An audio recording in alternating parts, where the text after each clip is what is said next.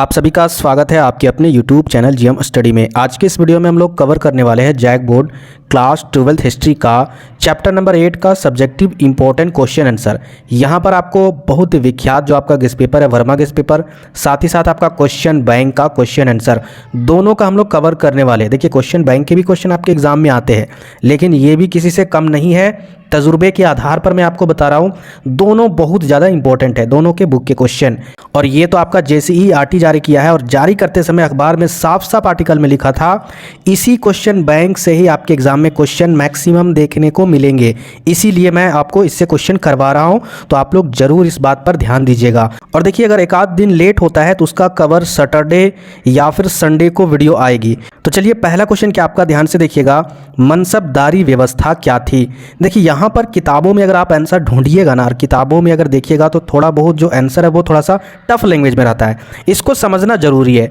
तो यहाँ पर देखिए मनसबदारी का जो अर्थ है वो है आपका चुनाव करना, रैंक देना। अब किसका चुनाव करना, किसका रैंक देना? तो देखिए अकबर के शासनकाल में क्या था कि जो सैन्य व्यवस्था थी, ठीक है, जो भी नौकरशाही तंत्र थे, उन सभी को एक रैंक देना, उसको पद में बैठाना, साथ ही साथ उसके पद में बदलाव करना, कौन अच्छे तरीके से कार्य कर रहा है, कौन अच्छे तरीके से नहीं कार्य कर रहा है, वो सारी व्यवस्था इसी मनसबदारी व्यवस्था में की जाती थी। अगर देखा जाए तो इसमें अगर एक वर्ड में समझा जाए, यानी जो भी सैनिक व्यवस्था थी, नौकरशाही तंत्र था, और इसके अलावे जो भी पद होते होंगे उसके शासनकाल में, वो सारे पद व्यवस्था को रैंक देना कि कौन किस तरीके से कार्य कर रहा है, और अगर कोई भी अच्छे तरीके से कार्य नहीं कर रहा है उसको पद से बर्खास्त करना, याद रखिएगा, या फिर ट्रांसफ़र करना, या फिर उस खाली पद में उसको नियुक्त करना, वो सारा काम इसी के अंडर में आता था। ठीक है, आप समझ गए होंगे। जैसे ये PDF मिलेगा आप पढ़ सकते हो, पढ़ने की कोई ज़रूरत नहीं है। आगे देखिए नेक्स्ट क्वेश्चन, दूसरा नंबर, खुद कास्ट और पाही कास्ट कौन थे? सबसे इंपॉर्टेंट क्वेश्चन अगर बताओ 2024 बोर्ड एग्जाम के लिए, ये बहुत ज़्यादा इंपॉर्टेंट है क्योंकि आपके एग्जाम में पूछा जा सकता है। तो देखिए खुद का मतलब क्या होता है, खुद मतलब आप, तो इससे रिलेट कीजिए इसके आंसर को। खुद कास्ट वे किसान थे, यानी खुद कास्ट और पाही कास्ट दोनों किसान हैं, ये तो आप समझ गए।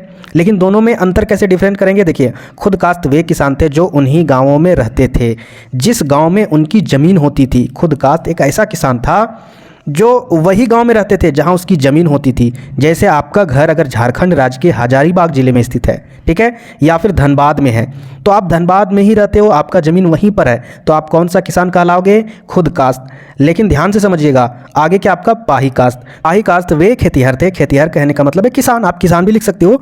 तो पाही कास्ट वे किसान थे जो दूसरे गाँव से ठेके पर खेती करने आते थे, यानी धनबाद में किसी का ज़मीन है, कोई ज़मींदार का, ठीक है, अब वो खेती नहीं कर सकता है, तो दूसरे गांव से यानी हजारीबाग से यहाँ पर धनबाद किसानों को बुलाया जाता था खेती करने के लिए, तो इसी को बोला जाता है पाही कास्ट।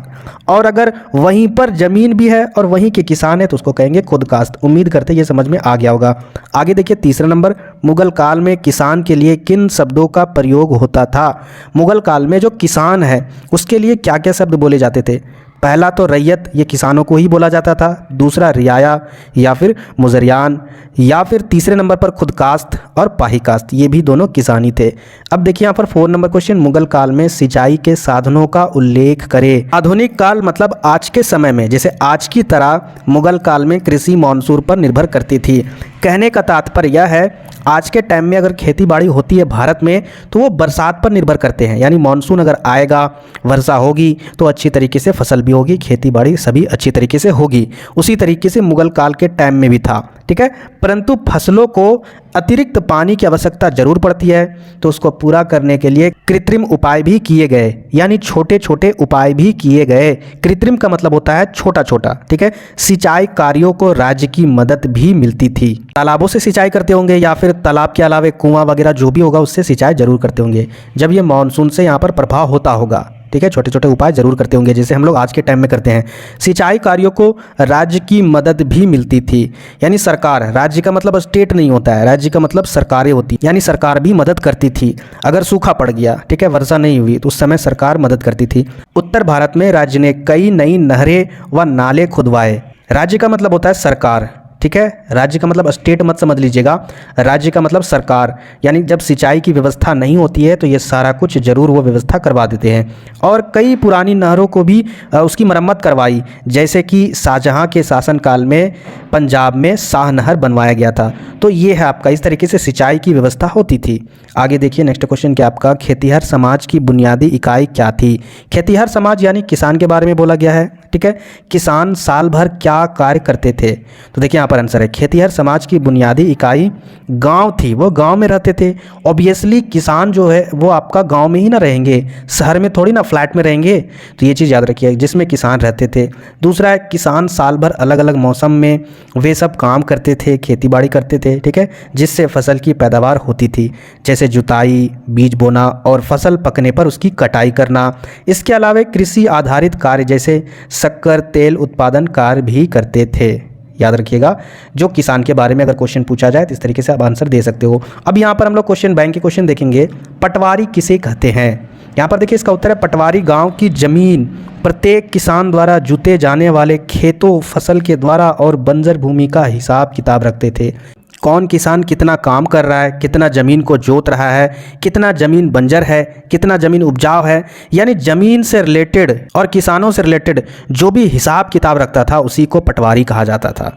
आगे देखिए दूसरा नंबर, खुद कास्त और पाही कास्त कौन थे, ये मैंने आपको अभी एक्सप्लेन कर दिया है पूरी डिटेल से, और मैंने आपको बताया भी था ये बहुत ज़्यादा इंपॉर्टेंट क्वेश्चन है, और देखिए इसीलिए यहाँ भी अवेलेबल है ये क्वेश्चन।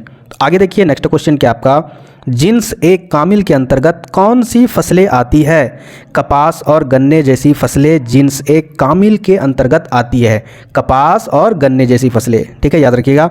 ऐसी फसलों की खेती से राज्य को ज़्यादा कर मिलता है, कर का मतलब टैक्स।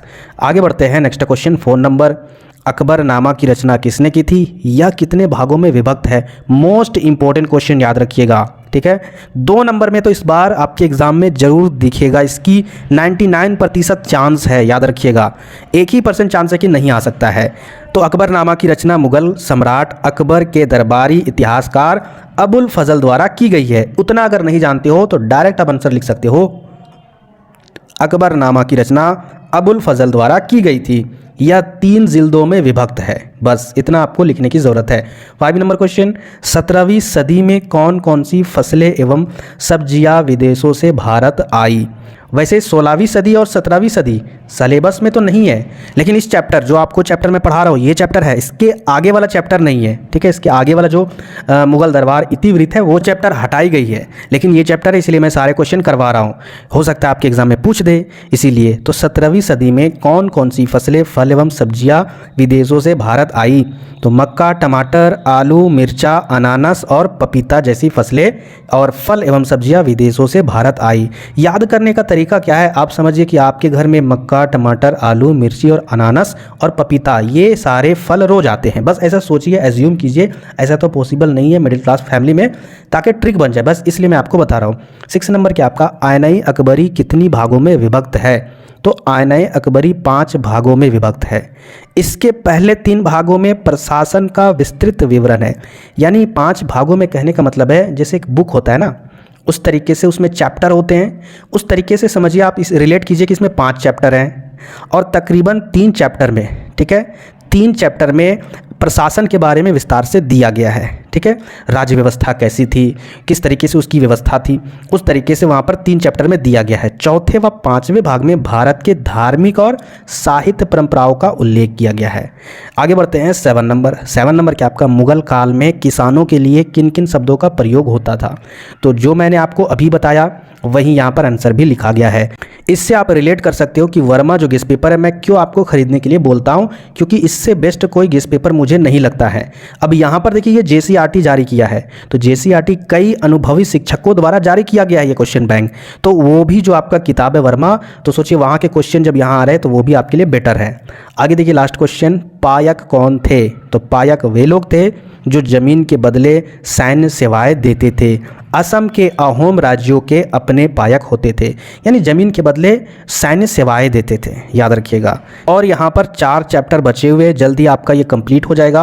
इसके बाद हम लोग 5 नंबर वाला क्वेश्चन मॉडल पेपर आने के बाद करेंगे। क्यों करेंगे वो ध्यान से समझिएगा, क्योंकि उस मॉडल पेपर से हम एनालिसिस करते हैं कि किस किस चैप्टर से 5 नंबर वाले क्वेश्चन पूछे जा रहे हैं। उस तरीके से मैं आपको उसी चैप्टर से क्वेश्चन करवाऊंगा जो चैप्टर आपको इंपॉर्टेंट है, आपके लिए पढ़ना जरूरी है, जो नहीं जरूरी है उससे क्यों करवाए। ठीक है, इसीलिए आप प्लीज इस चैनल को सब्सक्राइब जरूर कर लीजिएगा। यहाँ पर जेन्युइन और सही तरीके से पढ़ने का वीडियो, मोटिवेशन वीडियो सारा आपको मिलेगी। साथ ही साथ इसमें आपको CUET की भी तैयारी करवाई जाएगी। मेन फोकस उसी का होता है कि आपका अगर 12वीं आप पढ़ लेते हो तो इसका लाभ होना चाहिए। अगर आप मेहनत करते हो 12वीं में और उसका अगर लाभ नहीं मिले तो फिर कोई फायदा नहीं है 12th पढ़ने का। ठीक है, मिलते हैं फिर नेक्स्ट वीडियो में।